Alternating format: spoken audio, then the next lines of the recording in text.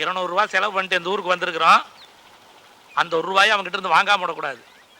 இப்படியே போனோம்னா அவனை கவுக்க முடியாது. நம்ம கூடையை கவுத்துட்டு போவோம். வண்டி அடியா. ஏனே எப்பவும் இந்த பக்கம் வர மாட்டீங்களே, என்ன புதுசா அப்படி? அதை ஏன் கேக்குற? எங்க அக்கா புருஷன் அதான் என் மச்சான் என்ன வலை போட்டு தேடிக்கிட்டு இருக்கான். அவனுக்கு பயந்து பயந்து இப்படி மரத்துக்கு பின்னால எல்லாம் ஒளிஞ்சிக்கிட்டு இருக்க வேண்டியதா இருக்கு. அட பாவி.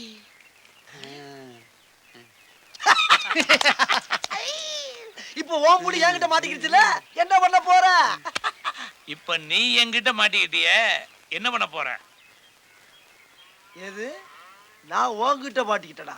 எதிர்றா. டேய், இப்படி எத்தனை பேர் கிளம்பிருக்கீங்க? ஆமா, இப்படியே நீ ரோட்ல நடந்து போனீங்கன்னா லாரியில அநியாயமா அடிபட்டுலடா செத்து போவ. வேப்பல அறிவில்ல உனக்கு? சோறு திங்கிறியா, சோத்தை விட்டு வேற எதுவும் திங்கிறியா? எங்க மச்சான விட அறிவு கம்மியா இருக்கீங்கடா.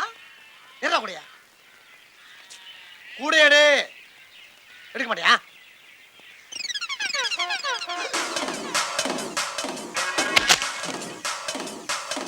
அந்த ஒரு ரூபாய் என்னாச்சு?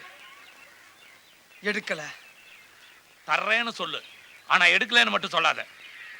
நான் எடுக்கவே இல்லை. என்னாச்சு? எடுக்கல. எடுக்கல எடுக்கல எடுக்கல எடுக்கல.